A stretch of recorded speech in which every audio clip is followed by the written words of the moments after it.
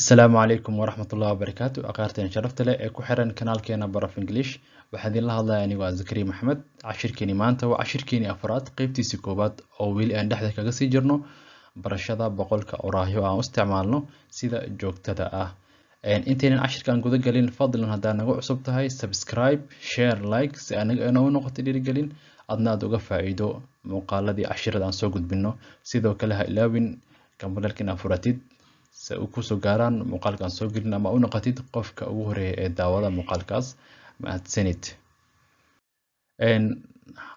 qaybtan waxaa inoogu qoran giving directions tilmaan bixinta ama tilmaansiin qof markaad tilmaan siinaysid ama markaad tilmaan lagu siinayo qaabka u siin lahayd intaynan cashirkan guda gelin fadlan haddaadan daawanin cashirkeeni hore waxaan kugula talinayaa inaad muuqaalkaas soo daawatid linkigan waxaa idin soo dhigi doonaa qaybta commentiga insha allah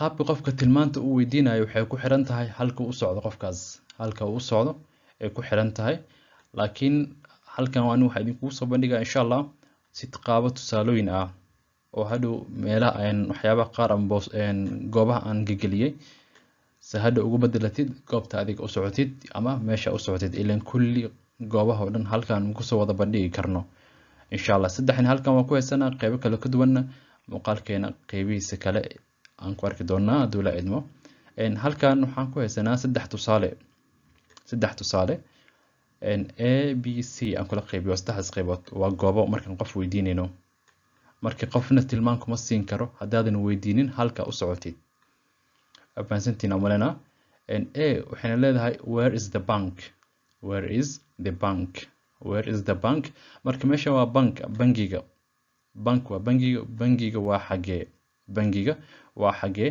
marka bangiga waa bedeli kartaa where is the market where is the restaurant where is the hospital waa gelgelin kartaa qofba waxay ku xiran tahay halka uu u socdo and b where can I find the nearest bakery where can I find the nearest bakery xageen ka heli karaa foornada ugu dhow bakery waa foorno bakery waa foorno where can I find the nearest bakery c ayadana waxayna leedahay is there a hospital around here is there a hospital around here halkan ma ka dhow yahay wax isbitaal ah ama isbitaal ma ka dhow yahay halkan is there a hospital around here halkan isbitaal ma ka dhow yahay okay halka waxaa inoo qoran marka examples of sentences used when giving directions in English waa tusaalooyin oo jumlada isticmaali lahayd markaad bixinaysid jiho ama tilmaan marka cashirkeen maanta wuxuu ka koobnaan doonaa ilaa 7 tusaale ama 7 examples ka koobnaan doonaa insha Allah marka mid walba halka idinku soo qoro oo qaabka ama aan ka dhigo muxuu ahaa nambarada qofka meesha u socdo tusaale halkan the bank is on the main street waa tilmaanta somaha waa tilmaankan marka su'aala muxuu ahaa idinkaga soo hormarinaya sida halka inoogu qoran Axmed iyo Xasan insha Allah marka ayada faahfaahsan cashirkan gudihiisa ku qaadan doonaa waxaan rajeynayaa insha Allah adikina ka faa'iidi doontaan nala socda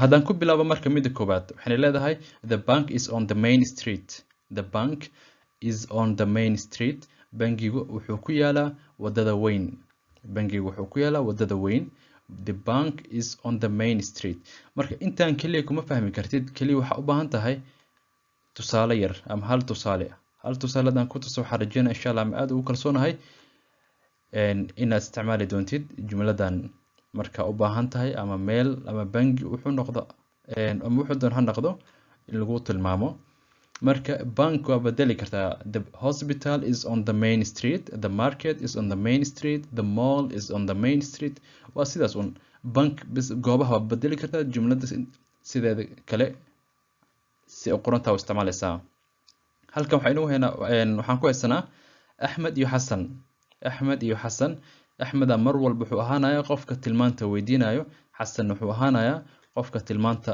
bixinayo waa fahanteen amalena Axmed waa qofka tilmaanta weydiisanayo oo in meel loo tilmaamo rabo Xasanna waa qofka tilmaanta bixinayo Axmed hi, could you please tell me where is the bank? Hi, waa salaantii. Could you please tell me where is the bank? Could you please tell me where is the bank? Hi, fadlan ma ii sheegi kartaa bangiga halka uu ku yaalo? Fadlan ma ii sheegi kartaa bangiga halka uu ku yaalo? Xasan, hi, salaantii uu ka qaaday. Hi, the bank is on the main street. Bangiga wuxuu ku yaalaa wadada weyn. Laga yaabo ereydaas hal wado weyn inay ku taalo ama agaarkaas hal wado weyn ay ku taalo. Marka bangigaas wuxuu leeyahay wadada weyn ay ku taalaa. The bank is on the main street. Hi, could you please tell me where is the bank?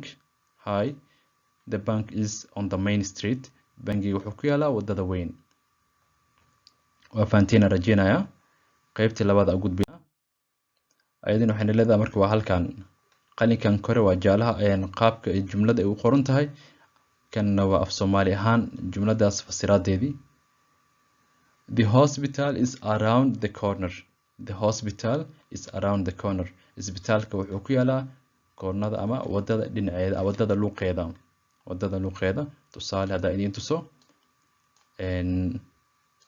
midabkan kan waa wadadii. marka qofka halkan uu taagan yahay wadana halkan kaliya ka leexataa Soomaha. marka around the corner dib isbitaalka waa kan, waa halkan isbitaalkii. The hospital is around the corner. qofkan uu soo soconayaa waa kan isbitaalka uu joogaa. waa arkaysaan, waa fahantiin saa rajeynayo. Okay,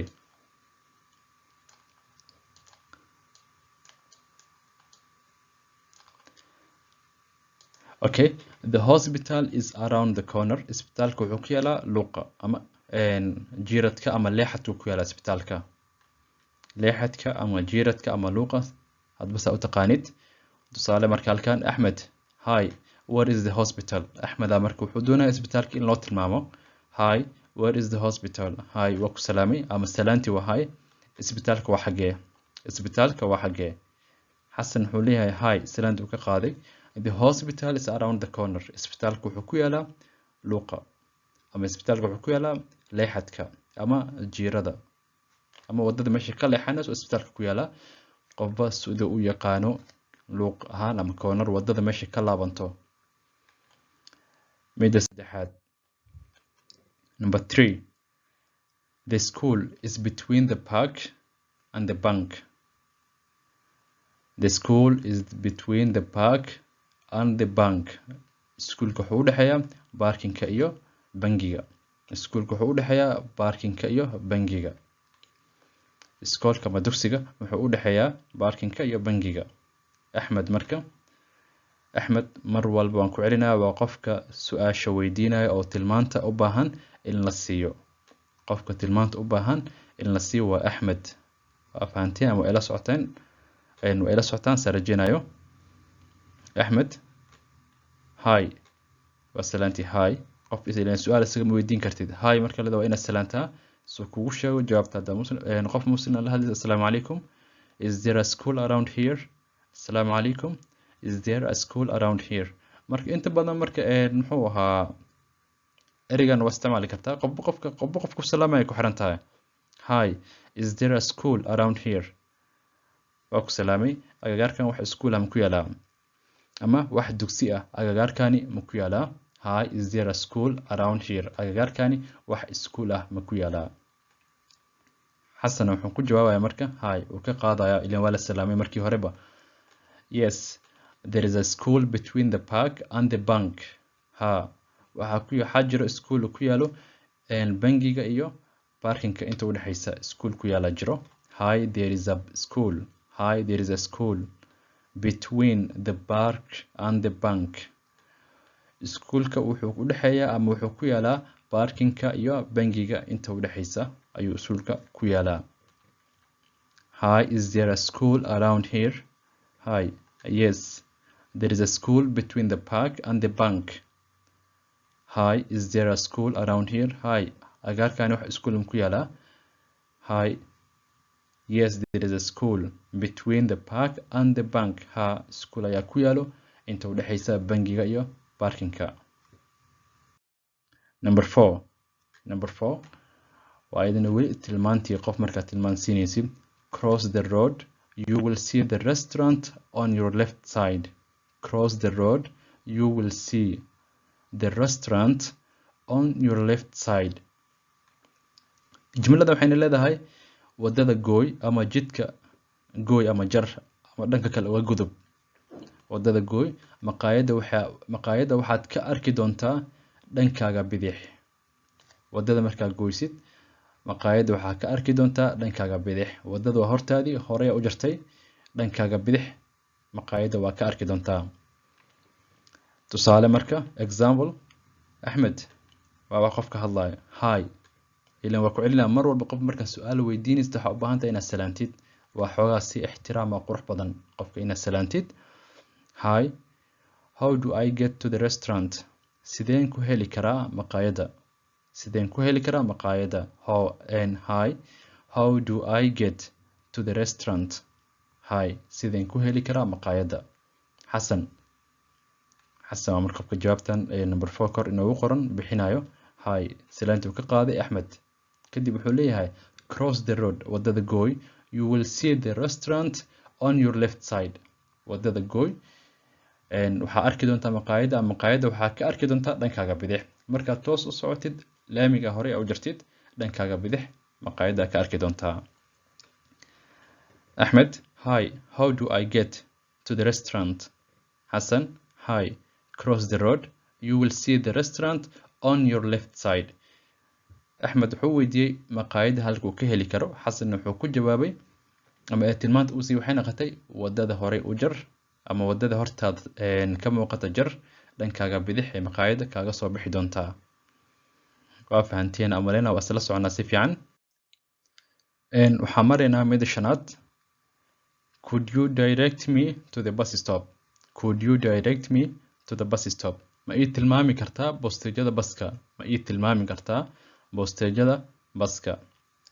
Could you direct me to the bus stop? qofkan tilmaan u baahan yahay in loo tilmaamo bosteejada xagga ay ku taalo. Examples marka. Example waa tusaale. Axmed iyo Xasan. Axmed wuxuu u baahan yahay in loo tilmaamo halka ay bosteejada ku taalo. Xasan su'aasha isweydiinaya, laakiin halkan waxay ka dhigan tahay qaabkii u qoranta isma yaqaanaan labadooda. laakiin Axmed iyo Xasan waxay idinkugu muujinaya inaad kala garataan qofka su'aasha la weydiinayo iyo kan ka jawaabayo.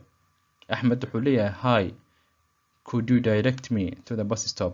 Hi, ma ii tilmaami kartaa bosteejada baska?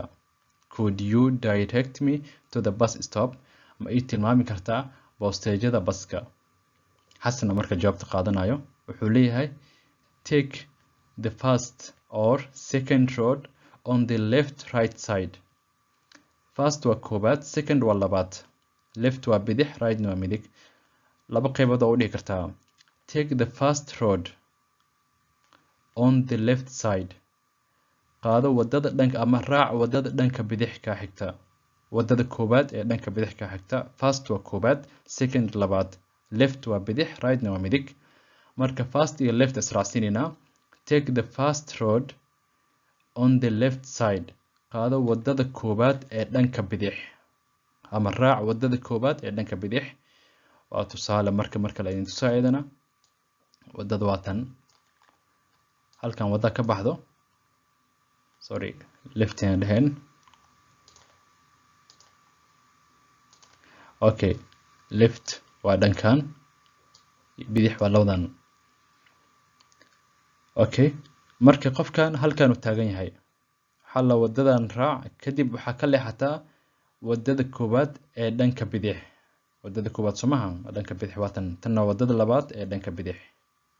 waa fahantay somahan? tan waa kow, tanna waa labo. wadada koobaad, wadada labaad. marka waxaa la dhahay take the first road on the left side. qaado wadada koobaad ee dhanka bidix. wadada koobaad ee dhanka bidix ama raac wadada koobaad ee dhanka bidix. halkaasi ku taala bosteejada. okay, haddaan si kale u dhigno marka halkan si kale haddaan u dhigno, take the second road on the right side. qaado wadada labaad ee dhanka midig. qaado wadada labaad ee dhanka midig. ayadina sidaan noqonaysaa. kan waa wado. wadada koobaad waa kan dhanka midig, wadada labaad dhanka midigna waa tan. qofkan halkan uu taagan yahay bosteejadii waa tan. waa boosteejo labadan qofka markuu soo soconaya waxaa la dhahay take the second road on the right side. Take the second road on the right side.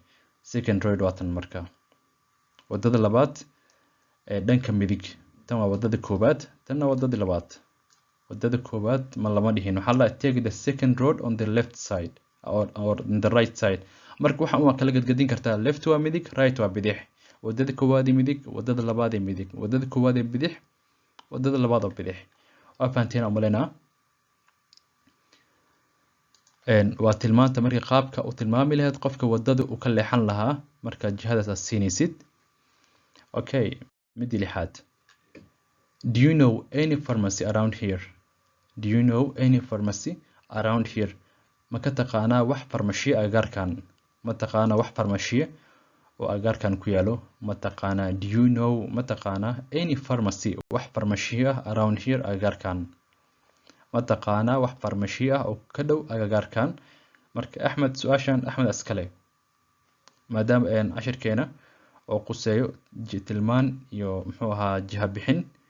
Marka tusaalihii weli waa kan waan daba taagan yahay wadeena saasan ku fahmeynaa dula idmo. Axmed marka tilmaanta weydiisanayo wuxuu leeyahay hi, do you know any pharmacy around here? Do you know any pharmacy around here?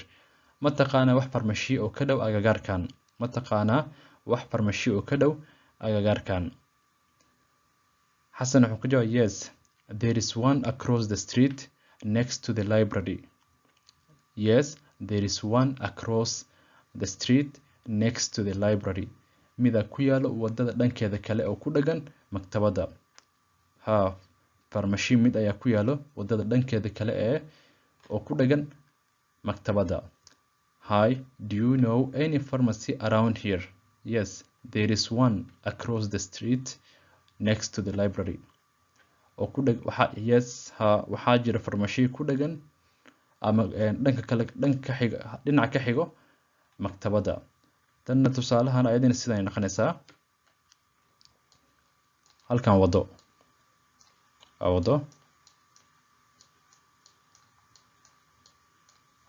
waartana malina. Marka labadan qof Axmed iyo Xasan halkan taagan yihiin. Marka farmashiha dhankan ku yaala. Farmashiha waa kan. Marka kan waa Axmed. Kan waa Xasan. Sumaaratid. Marka waxaa la dhahay Axmed wuxuu leeyahay hi, do you know any pharmacy around here? Hi, ma taqaanaa wax farmashiye oo ku yaalo agagaarkan? Ma taqaanaa wax farmashi oo ku yaalo agagaarkan? Xasan wuxuu dhahay yes, there is one across the street next to the library. oo ku dhagan farmashiha. farmashi mida ku yaalo wadada dhankeeda kale ee ku dhagan maktabada. Marka across the street waa kan qofka Axmed uu soo leexanaya. Halkan waxaa ku yaalo library, maktabad. waa ku dhagan samaha next to the library. There is one across the street next to the library. waa fahanteena malena.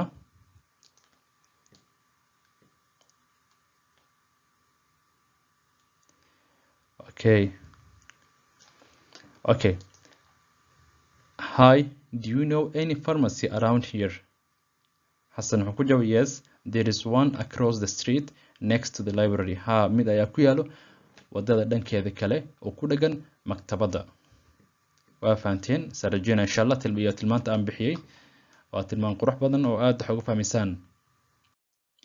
Okay, marka qaybtan marka qofka tilmaanta uu qaato ilaan muuqaalkeen waxaan ku tilmaamay inuu yahay qaybteeni koobaad ama muuqaalkeen cashirkeeni afraad qaybtiisii koobaad. marka tilmaano badan aynu dhiman tilmaamaha halaas kuma eka. marka keeni maanta intaas ku soo keenana. marka intaas qof walba jawaabta marka Axmed uu qaato waxa u baahanaa marka qofka marka ku tilmaamo ama tilmaan uu ku siiyo mahadnaq inaa u mahadnaqtid sida aadaabta ku jirto. waa marka su'aashi ama midi toddobaad noqonaysaa qaab qofka u mahadnaqaysid way badan yihiin, aad u badan yihiin, laakiin waxa ku soo qaadanaya inta ugu badan oo sida joogtada ah loo isticmaalo. maxaa kamid ah thank you so much, aad u mahadsan tahay. Thank you so much, aad u mahadsan tahay. Thanks a lot, in badan mahadsanid ama mahadsanid in badan. Thanks a lot, mahadsanid in badan. I appreciate you. I appreciate you. Aadna kuu mahadnaqaya ama waa kuu mahadcelinayaa. I appreciate you, waan kuu mahadcelinayaa. Thanks, mahadsanid. Thanks, mahadsanid. Thanks for your help. Thanks for your help, waa ku mahadsan tahay caawinadaada. waxaana qurux badan qofka markuu tilmaan ku siiyo ama wax u nasaxaan ku sameeyo u baahneed ama caawinaad ku sameeyo sida aadaabta ku jirta ama quruxda badan waa qofka inaa u mahadcelisaa. qofka waa inaa u mahadcelisaa weliba adigoo dhoola cadeynaya. waa qaab qurux badan oo qofka muxuu ahaa isdhahayo qofkan u istaahilaa in la caawiyo. marka cashirkeeni maanta waa inoo halkaas. intaynan cashirka xig ku kulmeyno waxaa idinkaga tagay kheyr iyo baraare iyo barwaaqo. Assalaamu calaykum waraxmatullaahi wabarakaatuh.